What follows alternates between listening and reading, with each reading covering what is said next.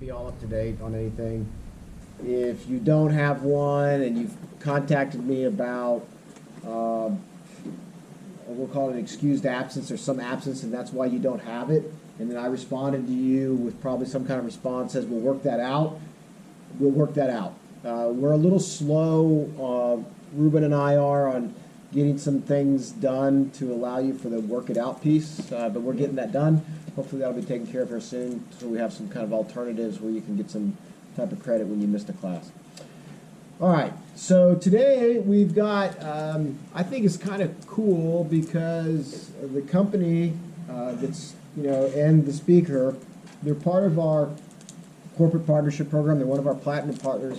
But what's cool about it is I kind of say like they deal with stuff on the, what you might think of the real blue collar side, like forklifts, right? And one of our corporate partners always says the best supply chain managers started off as forklift drivers. And so they deal with what we think about as a low-end side of technology with the forklift, but they also deal with, on the high advanced side, get more on the robotics end. And so it's kind of cool to see a company that touches both ends of the technology spectrum when it comes to moving products. So I'm going to turn it over now to Jason Hedepohl, who's going to talk to us, and he comes from Shoppa's, but he's going to talk about sort of another company as part of Shoppa's and all of that, and give you a little enlightenment on that. You ready? Yes. All right. Thank you, Dr. Sauser. Is everybody able to hear me okay? Okay. Well, good evening, everyone. It's a pleasure to be here. I want to, thank you, Dr. Sauser, and the organization for inviting me here today. It's always good to be able to meet and interact with future leaders of the industry and of supply chain. So today I want to take you through a little bit of my story that led me here today, as well as give you that company overview that Dr. Sauser was just talking about, as well as kind of where technology is intersecting with the industry today. I am going to apologize. I'm going to break one of the largest rules of presenting, and I'm going to have to look at the screen every now and then because I didn't know the setup, and I don't have some of my notes in front of me. But with that, we will get into it, and I'll make sure I leave some Q&A time as well. Wanted to start off with the agenda. As I said, we'll talk about company and industry role. I wanted to talk to you guys about a real-world case study so you can kind of understand how we help our customers and we help supply chain operators operate more efficiently and more effectively for today's needs as well. And then kind of close with the career advice and any questions that you guys may have. So my story's a long one, and I told Dr. Sauser I'm not going to be the person up here that told you it was easy or told you school was easy. I think I just did the math, and I took my first college class in 1998 to date myself a little bit. That was my first year out of high school, and then I got my 4-year degree from Excelsior University in 2011. Part of this will tell you how that happened and kind of some of the fumbles along the way that led me to where I am, as well as the perseverance that it's taken to get there. So not everybody has the same path, and that's what I can go through a little bit today. But after high school, I went into the United States Air Force. Didn't really know what I wanted to do at the time, but my dad told me it wasn't going to be at home. So I joined the Air Force as a Morse code signals intelligence analyst. And worked at the National Security Agency out in Maryland. Top secret clearance, thought I was going to be great job, like the movies, James Bond, all that fun stuff. Then reality hit me, and I listened to beeps and Morse code and static for 8 hours a day from 11 at night to 7 in the morning. So as soon as that initial assignment in the Air Force was up, I took the quickest route I could back to college. And went to a place in Iowa, small Division II school there, played baseball, knew that I needed a sport to keep me interested in the classes that didn't really drive me or interest me as much. So I did that for a few years there, met a girl, ended up moving to Minneapolis to be closer to her one summer and never left, so then I transferred colleges. What I didn't know at the time when I transferred colleges was no upper level credits at the time would transfer with me. So I just made my path to getting a degree much longer. Didn't know the questions to ask at that time.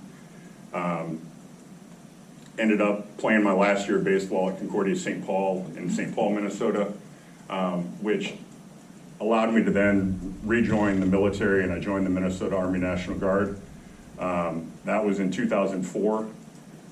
In 2001, we still had, September 11th had happened. There was still a lot of drive for patriotism, and I missed the camaraderie. Like I said, I had to play baseball in school to make sure I went to class. Same thing I missed about being in the military was the team development, getting to work with my peers and others, helping support something I believed in. So I commissioned as a logistics officer. Didn't know what that meant at the time. That's now transitioned into logistics, supply chain, and in this whole world that we're getting to understand now. With that, ended up commissioning. I deployed with the Minnesota Army National Guard in 2011, 2012 to Kuwait and Iraq, where we did the convoy security and escorting for the pullout of Iraq in 2011. When that was done, my wife accepted a job down here in Texas, so we came to Texas and transferred to the Texas Army National Guard. I came down here without a job. Military recruitment firm offered me an opportunity to talk to a bunch of different employers. Ended up finding a home with Cisco Eagle, which is a regional company here, and they sell warehouse solutions. Had no idea what that was. I just thought you ordered things or you went to the store and you picked it up, but didn't understand how a warehouse worked at the time. From there, I went on to Honeywell Intelligrated. Honeywell, large, big, Fortune 100 company, multinational. Worked there as an account manager for a number of years, selling more automated solutions, order fulfillment technologies. And then I, in 2020, got introduced to Jimmy Shoppa, who I'll tell you about a little bit more, but he's the founder of Shoppa's Material Handling. He knew that the industry was changing to more technology, more automation, the things we were talking about at the start here, and he'd been a traditional forklift and service company, more manual material handling solutions for his 40 years in the industry, but knew that he needed to transform his company. So offered me an opportunity to build out his automation team and start working with warehouse systems and intralogistics. So that's what I've been doing the last 5 years at Shoppa's, and we'll get into that a little bit more. I don't know if this video will play or not. It should. How would I do that? Press the middle button.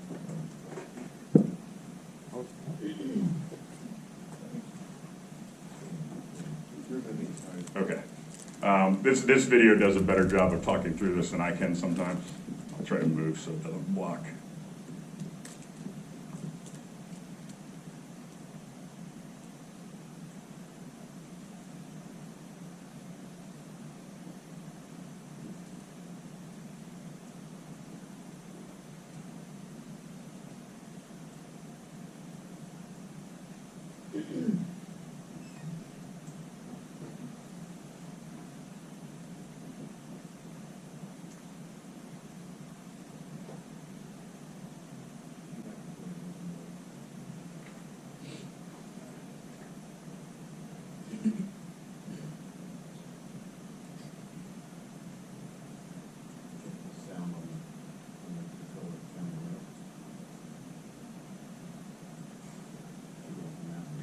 Navigating technological innovations or changes in consumer behavior and market swings. That's why Shoppa's Material Handling is here to help. Family owned and operated since 1981, Shoppa's Material Handling is one of the fastest growing and most successful material handling dealerships in the U.S. We are proud to be an authorized dealer of Toyota Material Handling, offering the best-selling forklift brand in the world. But we're much more than just certified forklift sales professionals. We are your premier end-to-end warehouse solutions provider that can help transform your business. First and foremost, more inventory means more opportunity. That's why we supply and install a wide variety of racking and shelving systems. We also offer a full array of new, used, and rental equipment. including our trusted partner, ePicker, who has elite material handling solutions designed to maximize efficiency in a variety of applications and environments. We know how important it is to protect your equipment, which is where our energy solution provider, Viking Power, comes into play. They offer a full-service line of forklift batteries, chargers, and preventative maintenance to help protect your equipment investments. We make forklift parts replacement and equipment maintenance a simpler process. With over 80,000 parts stocked, we have the right parts to keep you moving. Why roll the dice on the critical machines and warehouse systems that help your business operate successfully? With over 200 experienced technicians and over 150 fully equipped mobile service vehicles, we are your complete resource for service, maintenance, and repair. Our warehouse automation partner, Advanced Intralogistics, is a full systems integrator, providing expert automation knowledge and engineering for all warehouse needs. In today's supply chain, continuous improvement defines success. Our consultants will help streamline your business by providing your employees with the tools they need to identify waste and improve your process. Turn to us for world-class products and service. Because at Shoppa, we get things moving. No matter what role you play in the modern realm of manufacturing, distribution, or retailing, you're undoubtedly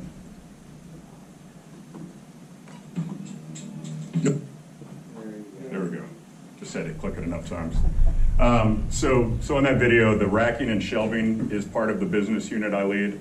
That's under the Shoppa's material handling brand, and then that Advanced Intralogistics that they talked about is the business unit I'm the general manager of as well. So the team of people that I get to work with are, mechanical engineers, electrical engineers, industrial engineers, and then project managers as well. But we're selling the more engineered custom solutions to help people lean out their processes. This just gives you a good map of where Shoppa's locations are from our service center perspective and sales, and then the Advanced Intralogistics brand is a national brand where we sell all over North America. Looked at the math on that the other day, and we had implemented a project in 49 of the 50 states, plus Puerto Rico, Canada, and Mexico. The only state we haven't installed something in to date is Alaska. So if anybody knows of any good opportunities in Alaska, we'd love to knock that off as well. This shows a little bit more of the Shoppa's story. What I like to talk about is on the bottom left here. Jimmy and his wife started a general store when they both graduated college. Jimmy went to TCU, so here locally, but they just really started selling anything they could. The legend goes that he had a friend who didn't have space to store his forklift at the time, so he used space on the lot at the general store, and a customer stopped by and offered to buy it. So then he started a forklift business as well, selling gray market or non-necessarily approved or secondhand forklifts, which led him to then getting to fly over and meet the Toyota company when he was only 29 years old, and Toyota at the time was a 1% to 2% market shareholder in North America. They're now the largest industrial forklift company in the world. Number one selling between Toyota and Raymond. They hold about 35% of the total forklift market in North America. So Jimmy's been able to grow with them through that phase, and based on where he's been, he's really been an industry leader with them as well, becoming the number one forklift dealer in Texas, as well as the largest independent dealer in the country. And what I'm finding out is as I walk too far away, the clicker doesn't want to work. So I'll reposition. Again, I'm not going to go through all this. A lot of these slides I will go through quickly, but this just shows the entrepreneurial spirit of Shoppa's, as well as his desire to continue to support his customers wherever they need it and however they need it. Down on the bottom right-hand corner is our new corporate headquarters, which is just south of here on 35W, just south of the Buc-ee's. 240,000 square foot building that we just opened up a couple months ago. And the business unit I run is above it in Irving. That picture's old. We're actually now rolling that into the new corporate facility as well. Again, a little bit better picture of the new 4 businesses or buildings that have opened up in the last 2 years. In Odessa, we concentrate more on a different industry, but it's the heavy duty trucks, kind of the big outside type of trucks to support their industry out there a little bit more. This is just a visual of the different things we offer within the business. Each of the vertical lines is a different sales department or sales channel, as well as in the green bars on the bottom being kind of the shared services or the things that all of our business verticals need to serve our customers. So when I talk intralogistics, I'll let you guys or your professors give you the book definition of intralogistics. What it means to me is anything inside the 4 walls of a warehouse or a distribution center and what relates to the operational needs there. When you think of logistics as being everything externally, intralogistics is operations inside. And that is just a listing of all of the different things that we can work with to solve our customers' problems and help our solutions grow a little bit. We just got back from our largest industry trade show of the year, which was ProMat in Chicago last week. I think I saw on LinkedIn that you guys did have some students go. Was there anybody in here that attended ProMat? Okay, so I at least got one. How'd you like it? It was awesome. Like, what was the best thing you saw there? What was the best thing? There was this cart that had a lot of free candy on it, and so I really enjoyed that. No, it was cool seeing a lot of the AI and the robotics that's being implemented in warehousing right now. Did you get to see the reflex robot that was serving people ice cream? No, I didn't see that. Okay.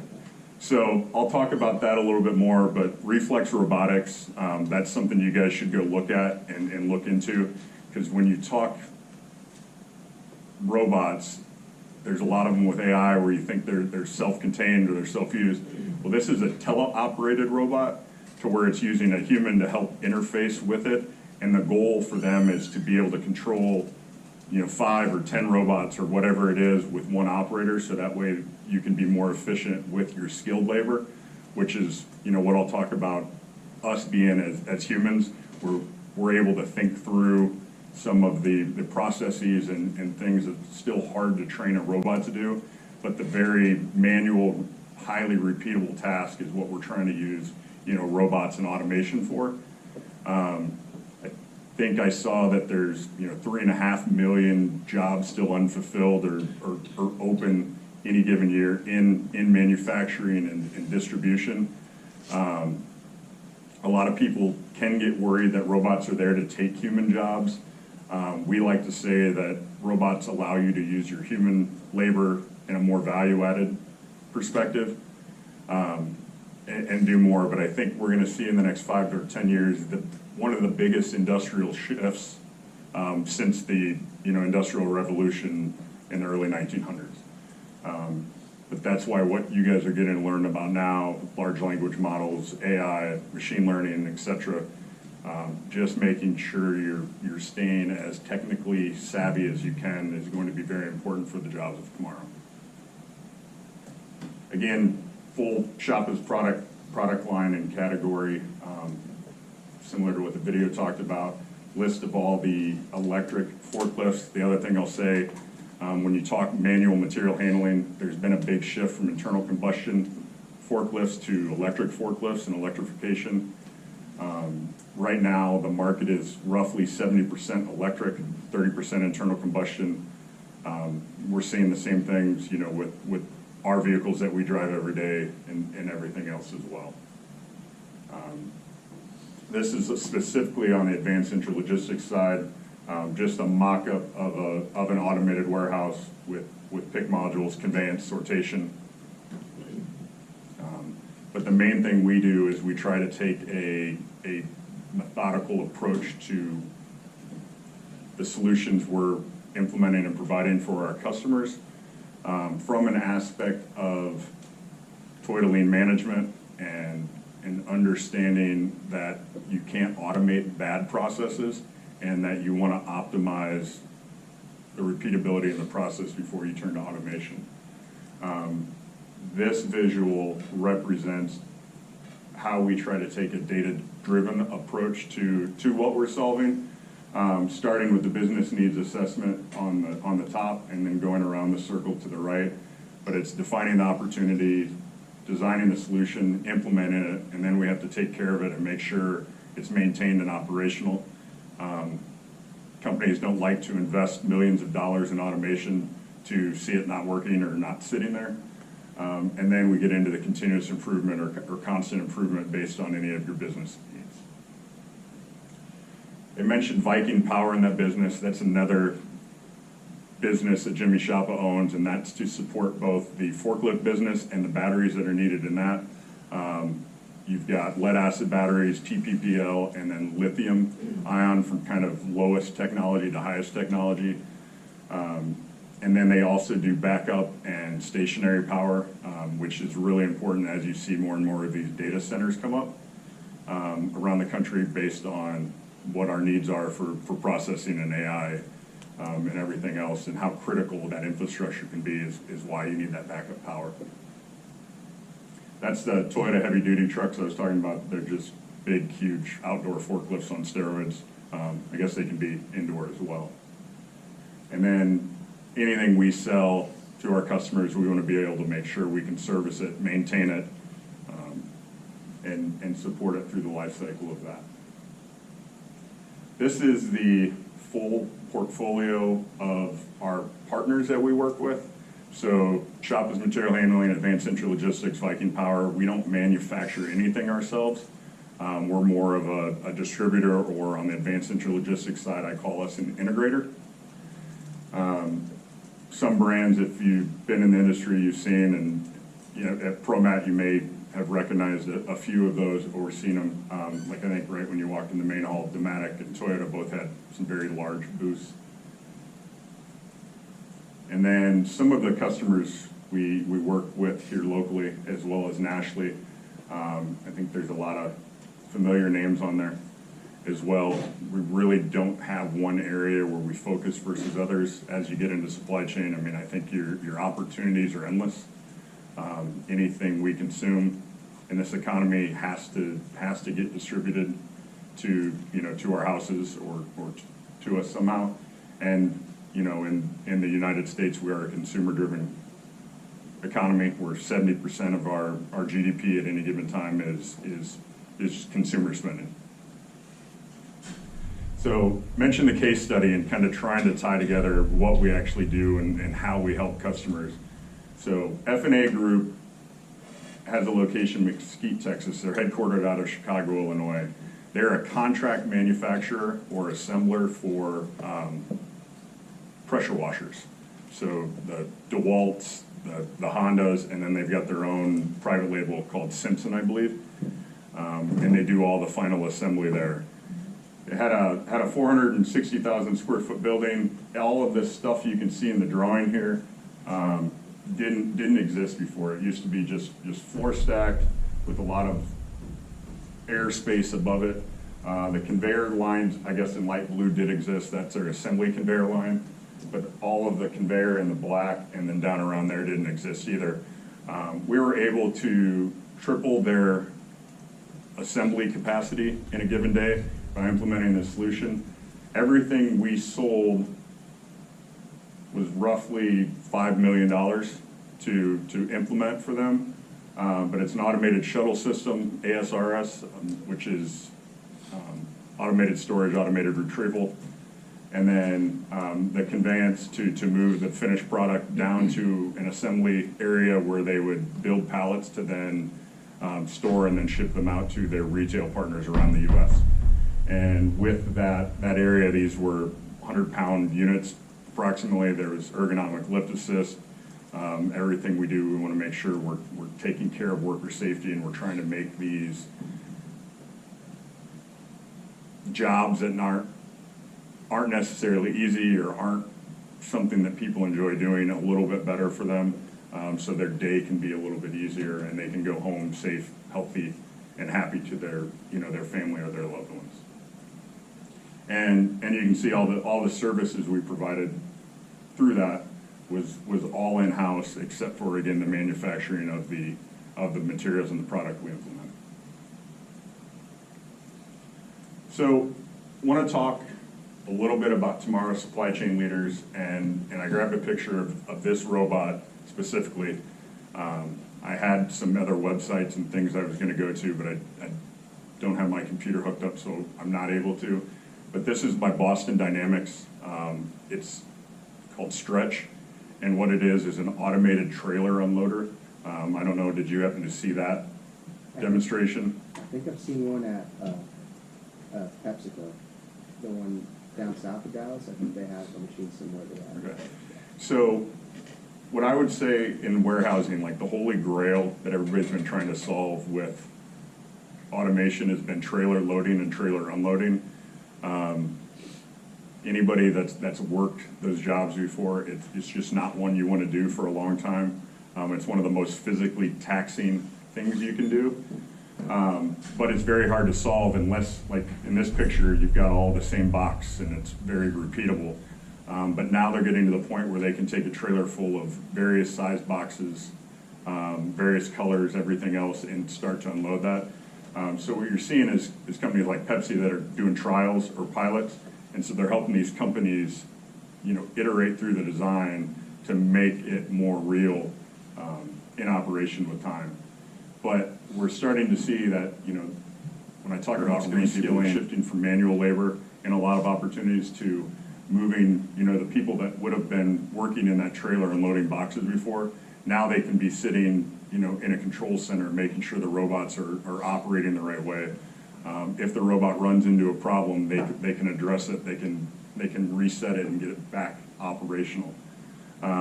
So you're going to see a lot more tech savvy roles and need for more skilled labor inside of the warehouse compared to the traditional manual labor. Collaboration and communication is going to be important. We work through, when we take anybody's operation from manual to automated, there's a big change management process that has to go along with just the physical implementation. In parallel to when we're putting a project in, we've also got our industrial engineers working with our customers to plan what that work's going to look like for them once the new system is implemented. That way it doesn't reduce their productivity or their ability to serve their customers.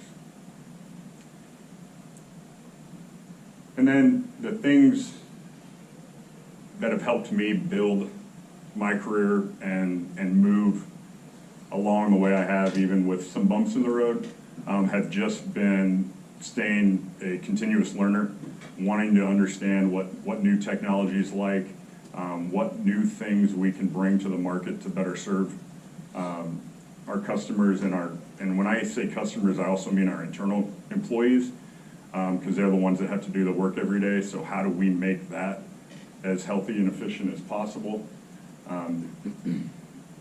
Mastering communication and systems thinking, not just wondering what it is that you do, but how does what you do every day affect the person to your left and to your right, or upstream and downstream from that effect? And then, learning the tech basics, even when you're in non-technical roles. When I started in this industry in 2012, when I moved down to Texas, you would have mechanical engineers and electrical engineers that would both come to the workplace. The mechanical engineers knew how to draw in AutoCAD. They knew how to do the basics of it. The electrical engineers understood, how it was wired and how to control it, and or how maybe the computer system worked that would control it. Now we're finding that our mechanical engineers are coming out of college with experience in programming or in robotics already, or they've done case studies. So the communication gap between the mechanical and electrical engineers has been consolidating and making things much more effective and efficient for employers, as well as for kind of the systems and the solutions we're now able to design and develop. And I think with the continued advancement of AI, that's going to only increase at an ever increasing rate. And then networking and seeking mentors. At the end, I'll have my contact information here. I'll be available to talk after class a little bit if there's anybody that has further questions. But you need to continue to do that throughout your career. I've had numerous mentors through my life. Some of them have been consistent through my career progression, but others I've had to go seek out myself and find to be able to help me take the next step in my career.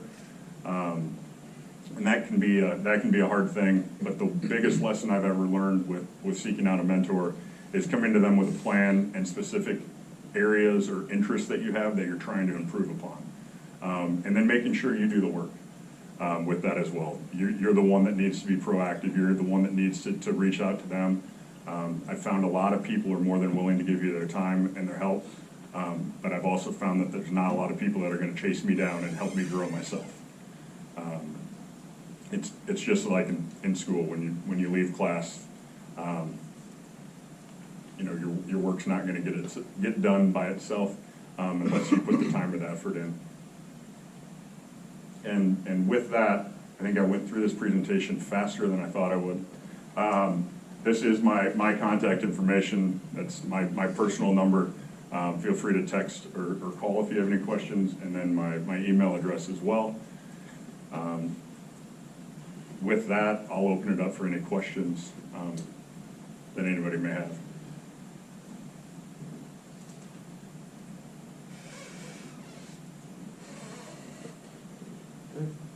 Yeah. I told you I was hoping to be the first one with no questions. Sorry. No, I was curious about, like, whenever you're implementing, you know, like shelving and stuff into a new warehouse, when you're helping a customer, do you guys have technology that helps them map out their warehouse, or do you rely on them to provide the details for you?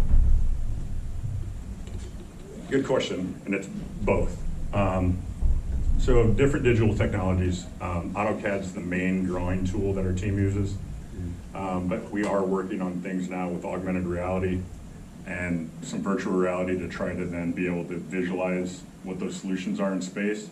And there's even new tools now that can help you go out and measure the space without kind of doing it with the tape measure and kind of the old-fashioned way. Yeah. But sometimes the tape measure or the digital, you know, measuring tools with lasers is still the best way to do it. But as far as what customers need to provide us, we usually hope they have a facility layout or something they've worked off of when they build it. Otherwise, we have to spend more time on site drawing that up ourselves, which can then increase the cost of what, you know, we're needing to charge them, as well as anything that comes to SKU or stock keeping unit. I need to take that into consideration with how we're going to design, you know, the storage solution that we're going to implement. Cool.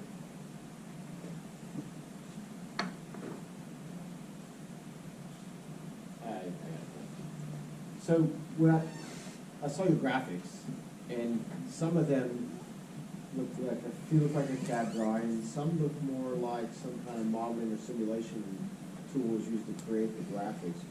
Going back to the question that you just asked is, so what are some of the tools that you use to go through that? Are you guys getting into the modeling and simulation world? Are you going to start delving into that to lay some of this out virtually before you do it? You know, kind of talk a little bit more where that might be going for you. Great question, and I didn't go into that deep enough. So AutoCAD is usually where we start, and that's going to lay, you know, give us a foundation for a 2D model. It is able to turn into a 3D model, which good visuals, good drawings, allows people to see in space. When we get into simulation and emulation, that's then different technology. The emulation is a lot of good, pretty pictures to see how things can flow. With simulation models, we want to use real-world data. We want to be able to run with a digital twin and better understand what those changes in somebody's operation could have on it before they actually happen. And that'll allow you to help prevent, you know, the main thing you want to avoid when you're implementing a new system or new solution to increase efficiency is you don't want to just keep moving the bottleneck down the chain or downstream. So with the simulation and emulation tools, it can allow you to reprogram some of that information, that data, to then see in a digital environment what impacts that might have on the physical operation of it before you implement it and have to kind of find out the hard way. Different manufacturers we work with have different tools that we use. That is probably the biggest challenge of being an integrator or distributor rather than an OEM, is we have to learn multiple tools to do the same thing at time. So that can help, hurt our own efficiency, even though our business is modeled around increasing our customers' efficiency. Yes? Have you used digital twins with the logistics system to figure out where you can go? Yes, we have. And most of our consulting studies that we do that lead to design studies is where we're going to implement that. That's something that takes a little bit more time and more development from our team. The other way we go to market is if a customer kind of has their own data, knows what they're doing because they've got the capabilities in-house, and then they bring it to us and we're just providing the solution and then the implementation. But working with the digital twins, I wouldn't say they're perfect yet, or we can apply them every day, but I'm hoping that's what you guys will be able to do, and make that front-end design work much less time-consuming, and that way we can bring these solutions to market a lot quicker for our customers.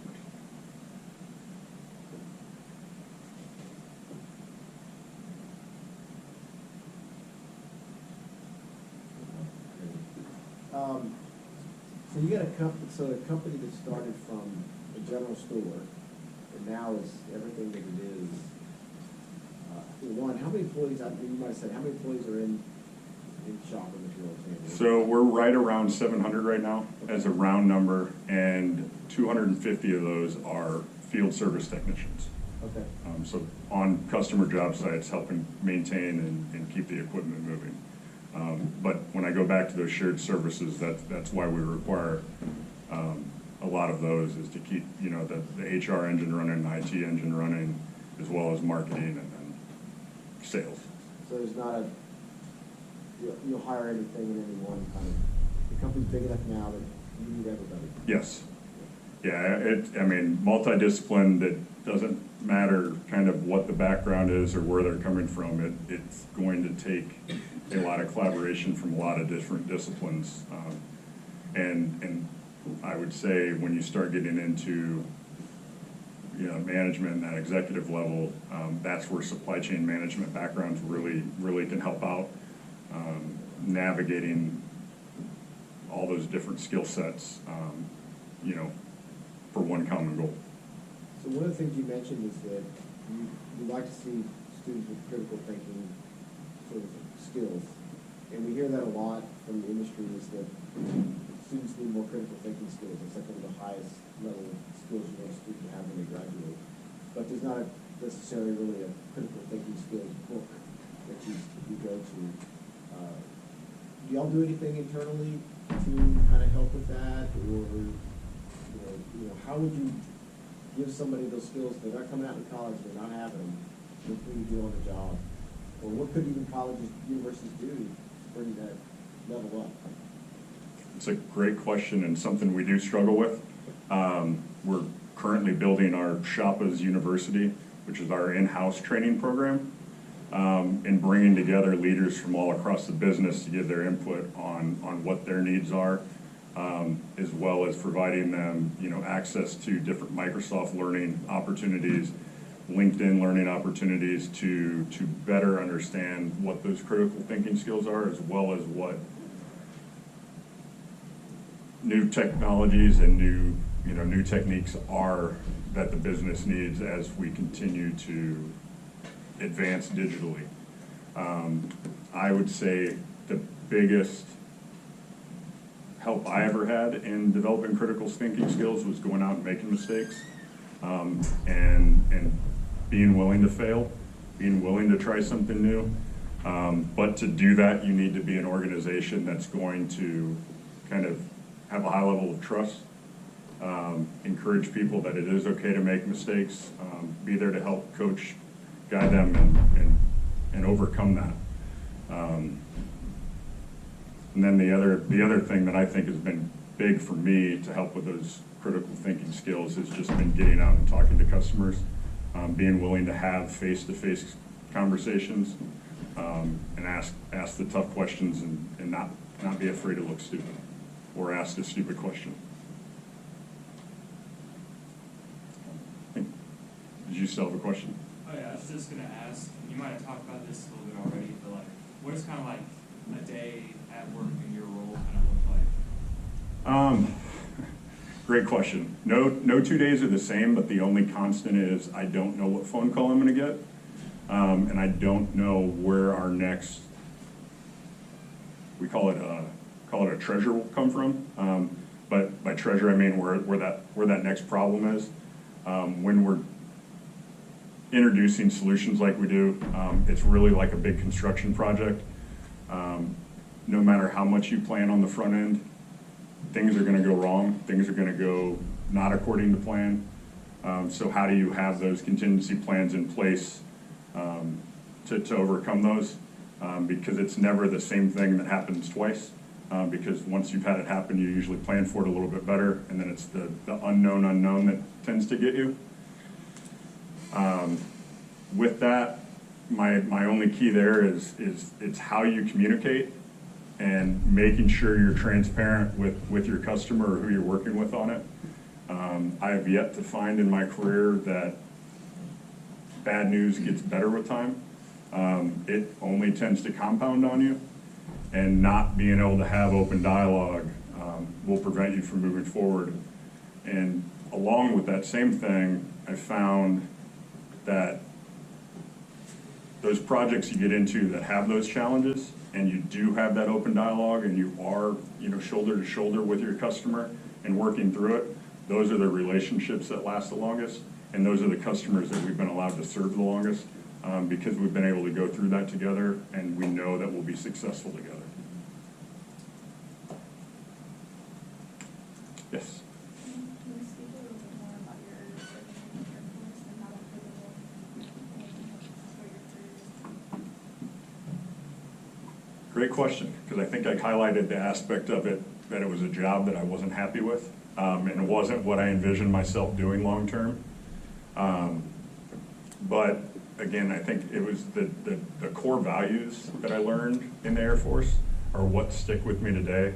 That was, honesty, integrity, and humility were the biggest things I took away from that, and ties back into my last question of being willing to make a mistake, being willing to not know what you're doing, but asking for help.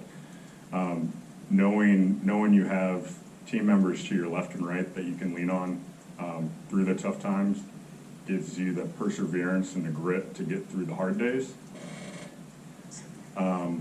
That, I believe, is something that I've carried through my career. And back to your question, about what a given day looks like, when I don't know what that next challenge is going to be or that next people issue we deal with, knowing who your friends are that you can reach out to for help and guidance was the biggest thing I took away from the Air Force. And that, I think, was a common thread with baseball afterwards, and then going back into the Army National Guard and wanting to continue that service. Even led when I got into sales, which is an individual contributor role, and a lot easier because you really only have to worry about yourself at times. I found myself pulled back into wanting to have more of a leadership role, and being able to have an impact on other people's careers, their development, and their improvement as well, even though it comes with some of the additional challenges. Because that's the one thing you'll find when you get into a leadership role is the people issues or the people challenges is the one constant through there. But that's also the biggest source of joy. Great question.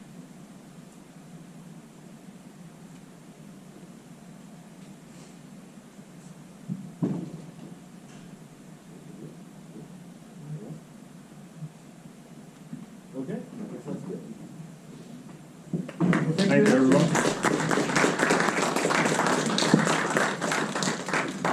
any additional